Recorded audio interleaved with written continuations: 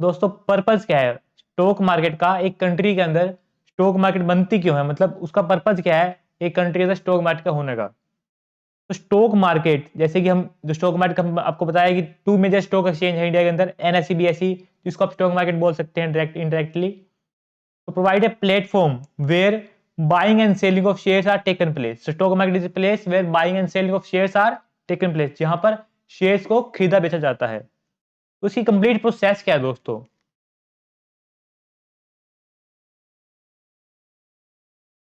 तो पहली बार क्या होता है कि फर्स्ट टाइम जो कंपनी होती है वो इक्विटी शेयर इश्यू करती है, जिसको हम आईपीओ बोलते हैं। फर्स्ट ऑफ ऑल जो शेयर इशू किए जाते हैं वो मार्केट के बाहर इशू किए जाते हैं। मार्केट में इशू जो लिस्टेड होते हैं शेयर वो बाद में होते हैं। पहले कंपनी का आईपीओ आता है, जिसके द्वारा जो शेयर्स होते हैं वो लोगों को इशू किए जाते हैं। उसके बाद आफ्टर आईपीओ क्या होता है, these shares are listed in stock exchange. उसके बाद आईपीओ आने के बाद पहली बार जब शेयर बिक जाते हैं, लोग इनको खरीद लेते हैं। उसके बाद ये शेयर जो होते हैं ये लिस्टेड होते हैं स्टॉक एक्सचेंज के अंदर फॉर बाइंग एंड सेलिंग, ताकि इनको आपस में लोग खरीद बेच सकें। क्यों खरीद बेच सकें? जैसे कि आपने शेयर खरीद लिया आईपीओ के अंदर, तो उसमें क्या होगा, आपका पैसा उसमें फंस गया। अब आपको पैसे की जरूरत है, तो आप पैसे कहां से लेके आओगे? तो आप उसको किसी और को बेच सकें और अपने पैसे को रिकवर कर सकें। तो इसलिए स्टॉक एक्सचेंज बनाया गया है। इसके अंदर लिक्विडिटी को क्रिएट करने के लिए स्टॉक एक्सचेंज का निर्माण किया गया है। तो स्टॉक एक्सचेंज के थ्रू आप अपने शेयर को बेच सकते हैं। अपनी जो ओनरशिप है उसको आप सामने वाले पर्सन को ट्रांसफर कर सकते हैं, बदले में आपको पैसे मिल जाते हैं इसके through. Hence, one investor sells his shares to another investor through stock market. Simple दोस्तों। So now note, it is mandatory for a company issuing shares to public to get listed at least one stock exchange NSE BSE। तो कोई भी company है जो share issue कर रही है IP के थ्रू, तो उसको कंपलसरी है ट्रेडिंग करने के लिए शेयर जो होते हैं कम से कम एक स्टॉक एक्सचेंज के अंदर लिस्टेड होना, चाहे वो एनएससी में लिस्टेड हो चाहे बीएससी में लिस्टेड हो। और बहुत सी कंपनियां तो ऐसी हैं जो दोनों में लिस्टेड हैं। तो व्हाट इज आईपीओ? जैसे मैंने आपको पहले बताया कि कोई भी कंपनी पहले शेयर इशू करती है, पहले अपना आईपीओ लेके आती है। इसको इनिशियल पब्लिक ऑफर ही बोला जाता है। फर्स्ट ऑफ ऑल कंपनी जो होती है जो बायर्स होते हैं शेयर्स के, उनको शेयर सेल करती है। पहले डायरेक्टली जो शेयर्स होते हैं वो स्टॉक एक्सचेंज में लिस्टेड नहीं होते। पहले कंपनी शेयर इशू करती है डायरेक्टली इन्वेस्टर्स को, उसके बाद उनकी लिस्टिंग की जाती है। तो हम पढ़ते हैं व्हाट इज आईपीओ। आईपीओ क्या होता है?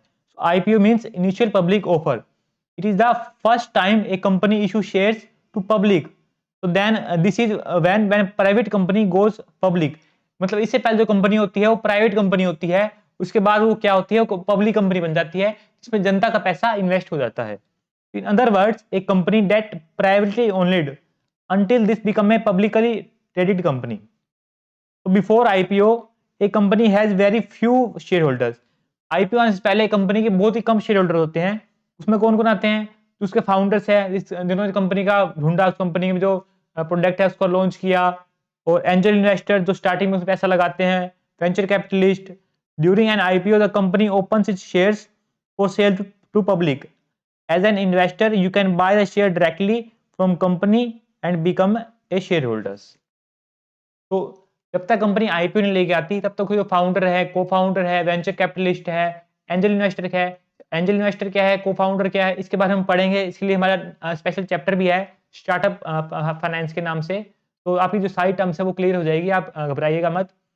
तो बिफोर मतलब कंपनी के आईपीओ आने से पहले तीनों लोगों ने पैसा लगाया होता है। उसके बाद जब कंपनी पब्लिकली जाती है तो पब्लिक का पैसा लगता है, देन वो प्राइवेट कंपनी पब्लिक में कन्वर्ट हो जाती है। तो इसको हम आईपीओ बोलते हैं दोस्तों। उसके बाद